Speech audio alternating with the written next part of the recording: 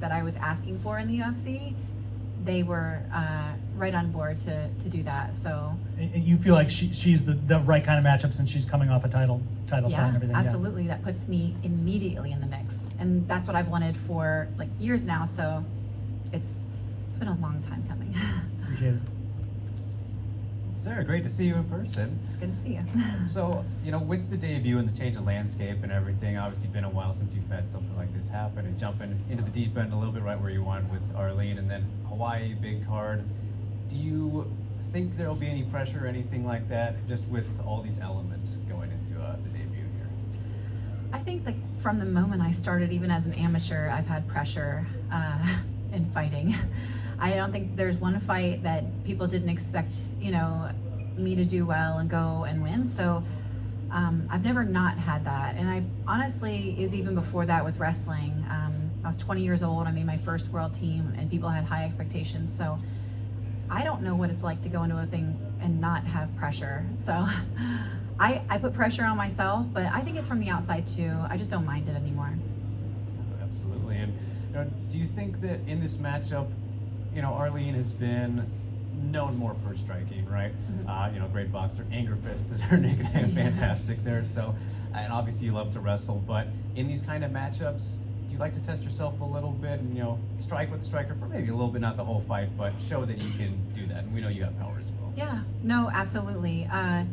Nothing sets up takedowns better than striking, legit striking, not just pawing out there and not doing it to set up, but like actually striking for its own sake sets up takedowns very well. So also, while I am known for my wrestling, and hopefully I'll be known for jiu-jitsu as well, getting submissions, I've been a wrestler my whole life, and even when I couldn't punch correctly, I hit hard. So even if it's the ugliest punch in the world, it don't feel good on the other end. So, I enjoy striking for that reason too. But throughout the years, I've gotten a little bit better too. Of course, we love to see it. Are you going to stay in Hawaii a little extra? Just turn into a vacation. Why not? So I only have like one more day extra. If I want a vacation, I will book it around one of my fights, just because I would do it like separate, not at the same time, because so it's all business for me, and it's what I love to do, and it definitely is a job, but I go there with nothing else on my mind except the goal. And so I don't think about anything else. I don't stay after. I come home, I see my kids. But if I want a vacation, I'll just go to Hawaii on my own. So. And last thing for me, any plans to do any more stand-up comedy anytime soon? So I don't have anything set, but I liked it a lot more than I thought I would. So it's not completely out of the question. If I got offered something that was really cool to do, I think just the experience of it would be too cool for me to pass up. So I might do something more. I liked it.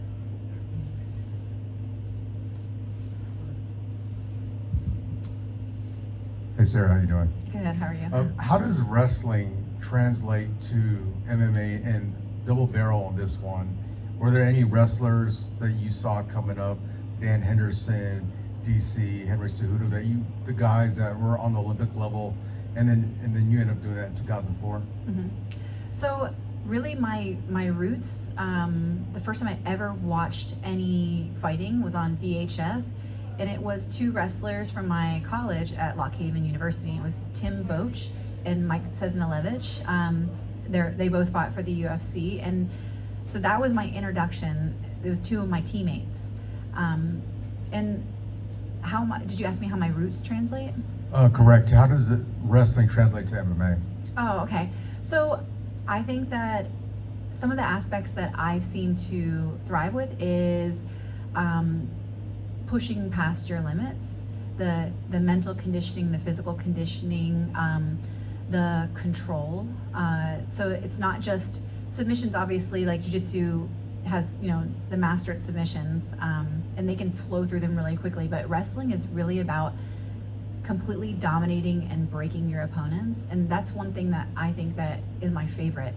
I do like hitting, don't get me wrong, something wrong with that, and TKOs, but feeling an opponent break, under my pressure and will, there's no feeling like it. I say that also because I've never had a knockout, but maybe the strikers would be like, ah ha ha. But for me, that's one of the biggest things that wrestling taught me is how to press and, you know, keep coming and find different ways, and every way that your opponent tries to find a way out and to escape, like just crushing it until they, you know, they kind of give up on themselves. That's a great feeling. And my last question is, how does your experience, or Arlene's fought Cyborg twice, but you fought Amanda Nunes, Juliana Pena, Ronda Rousey, Lauren Murphy. How does your experience, how will you use that to your advantage versus Arlene? So I just view it like both of us are seasoned fighters. Both of us have great skill sets. And I don't think that my other opponents, I don't think it offers any like distinct, I'm not gonna use it to any advantage. I'm really gonna take what I do best, and I'm just gonna go out there and impress it upon her the best that I can. And at the end of the day, we're both gonna go do the best, you know, but like, it's not that who I fought, that's not gonna win it for me. Me going out there and taking the fight, that's what's gonna win it for me. Thanks. We'll be joined by Enrique in just a moment.